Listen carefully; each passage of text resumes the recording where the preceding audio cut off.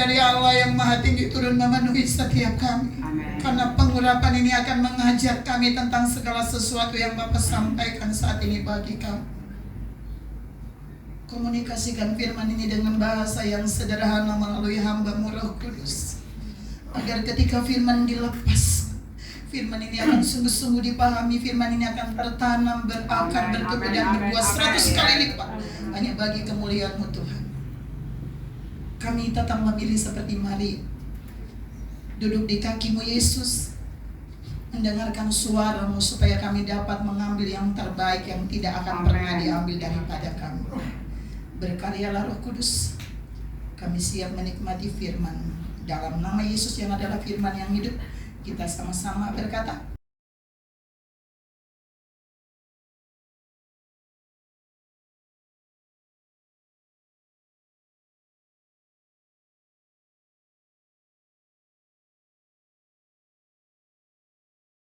bisa dia rela menjadi kutuk supaya saudara dan saya menerima berkat dari Allah melalui keturunan Abraham. Itu ada ayatnya. Saudara yang saya kasihi dalam Tuhan Yesus Kristus, Tuhan mau bilang hari ini buat saudara dan saya bahwa ada pertukaran kemuliaan yang terjadi di salib Kristus. Yang kutuk, kita yang jadi kutuk itu diubah blessing. Dia yang punya banyak berkat diubah menjadi kutuk.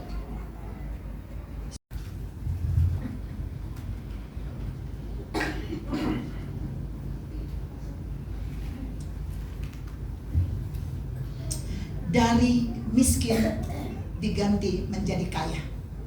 2 Korintus 8 ayat yang ke-9. Untuk tadi rela menjadi kutuk di Galatia 3 ayat 13 sampai 14. Galatia 3 ayat 13 sampai 14. Coba sebelum saya pindah di poin kedua, coba munculin ayat itu. Galatia 3 ayat 13 sampai 14. Kristus terjadi apa? Yang miskin diubah menjadi kaya. Di dalam 2 Korintus 8 ayat yang ke-9, tolong dimunculkan. Dalam translate bahasa yang lain, itu bahasanya bilang gini, supaya kita menjadi kaya dalam segala hal, tapi terutama dalam hal rohani. Jadi segala kekayaan rohani itu diberikan bagi Yesus kepada kita, walaupun kita tuh aslinya miskin, tapi Dia rela menukar posisi kita dengan Dia disalibnya. Terjadi pertukaran kemuliaan di sana.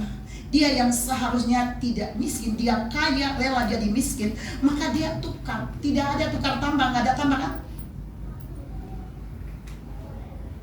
Karena itu kalau saudara dan saya hari ini mengalami banyak hal yang luar biasa dalam hal rohani, kita harus ingat salibnya.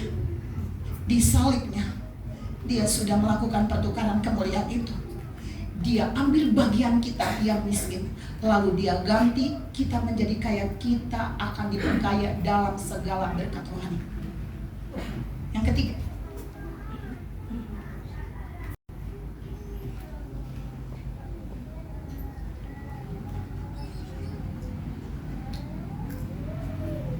ada kasih yang sangat besar diberikan bagi saudara dan saya.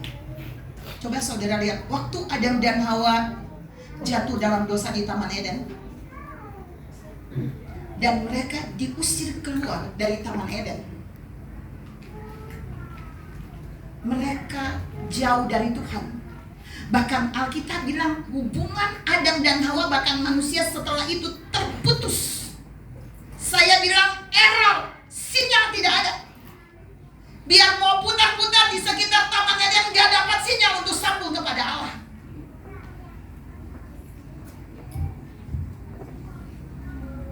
Dan Tuhan sedang berkata hal ini buat saudara dan saya, bahwa waktu Dia mati di kayu salib,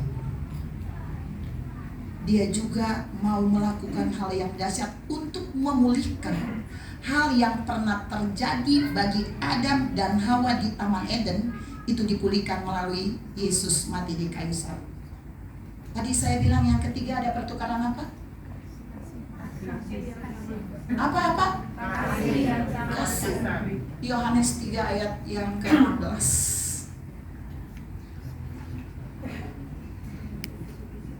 Karena begitu besar salib Yesus, mana buktinya? Kasihnya apa sih? Ada 2 kasih yang saya lihat di sana. Mungkin ada saudara bisa lihat yang lain, tapi saya bilang ada 2 kasih saya lihat. Kasih yang pertama adalah kasih Bapa. Kasih Bapa itu dia bilang gitu. Dia menyerahkan anaknya yang tunggal untuk mati di kayu salib. Saudara pernah alami enggak masalah? Pak Gesit, mereka pernah punya anak dan setelah itu diambil oleh Tuhan. Itu sudah sakit banget loh saudara. Tapi Yesus, ketika Bapa mengutus dia dengan satu tujuan, Bapa mau menyerahkan dia di kayu salib bagi kita karena kasih agapenya. Sementara kasih kita apa sih? Saudara boleh lihat perjalanan Yesus menuju Kalvari. Manusia yang dia kasih dengan kasih agape, meludainya, mengolok dia, mencambuk dia. Bahkan yang paling sadis saya lihat, kasih yang tidak ada tandingnya dengan kasih yang lain. Dia memberi tanpa syarat. Dan itu berarti saudara dan saya harus menyadari bahwa kita yang tidak baik, kita yang jahat terwakili oleh orang-orang yang dulu melakukan bagian itu terhadap Yesus. Dia ganti dengan Bapa menaruh Yesus di kayu salib. Tapi kasih yang kedua di bagian ini, Yesus juga adalah sang kasih, benar? Sebagai sang kasih, dia rela disalibkan. Padahal Yesus bisa protes loh kepada Bapa. Waktu di Taman Getsemani, Yesus sepertinya mau bernegosiasi. Tapi ini bahasa saya. Kalau boleh Bapa, biar cawan ini berlalu daripadaku. Tapi bukan karena kehendakku, tapi kehendak Bapa yang jadi. Tapi kalau saudara lihat dalam cerita film, di salib Yesus ada pertukaran kemuliaan, yang sakit, penyakit menjadi disembuhkan.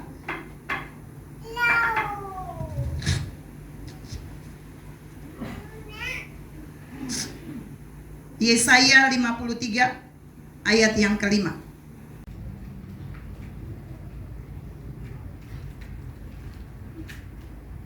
Di salib Yesus, dia membuat kematian kita diubah menjadi kehidupan. 1 Petrus 2 ayat 24 bagian A. Ila tolong baca. Tetapi waktu Yesus mati di kayu salib, kematiannya itu membuat saudara dan saya hidup dan bebas dari dosa. Oke, sampai sini saudara paham ya? Tapi Yesus bilang buat Petrus, aku telah berdoa untuk kamu, dan jika kamu sudah insaf, kuatkanlah saudara-saudara. Maksudnya masih banyak orang yang juga tidak insaf dengan apa yang dia lakukan bagi Yesus dan menyakiti Yesus. Tapi kalau saudara dan saya ada di golongan Petrus yang insaf, ada tugas bagi gereja ini. Ada tugas. Kita harus menjadi berkat dan alat kemuliaan. Kita nggak bisa membalas semua yang Yesus lakukan di kayu salib. Pertukaran itu nggak ada nilainya yang bisa kita bayar, nggak bisa. Kita mau berikan darah kita pun, semua darah kita di dunia ini nggak bisa bayar darah Yesus. Baru darahnya juga udah kotor kok. Saya sudah pernah tanya di sini, saudara tahu golongan darah Yesus? Iblis kan bisa bilang golongan darah O aja yang boleh berkorban. Tapi itu intermezzo. Dan Tuhan mau bilang hari ini buat saudara dan saya, di salibnya ada pertukaran kemuliaan.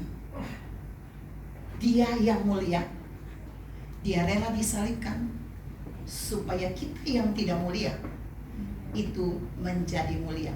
Paling terakhir dan saya benar-benar mau tutup. Waktu manusia jatuh di dalam dosa, ini 6 poin. Adam dan Hawa jatuh di dalam dosa. Alkitab bilang mereka kehilangan kemuliaan Tuhan, benar? Tapi waktu Yesus mati di kayu salib, saudara tahu, iblis tidak lagi bisa mendakwa kita dan menghina kita. Tadi nyanyi yang saudara nyanyikan, iblis itu dikalahkan dengan 2 hal lewat kitab Wahyu yang saudara nyanyikan. Oleh darah anak domba dan oleh kesaksian kita. Yesus benar-benar melakukan sesuatu yang spektakuler di salib Yesus. Iblis itu bungkam. Bahkan Alkitab berkata, Paulus bilang, dia bilang ini, maut di mana sengatmu? Gak ada, itu udah dikalahkan semua. Maut udah dikalahkan, sengatnya juga dikalahkan, dan iblis dilucuti di kayu salib. Kita menjadi orang-orang yang lebih dari pemenang. Kita bukan berjuang, tapi Yesus yang mati di kayu salib yang memenangkan pertarungan itu. Lalu dia berikan kemenangan itu gratis bagi saudara dan saya. Ingat, di salibnya ada kemuliaan Tuhan.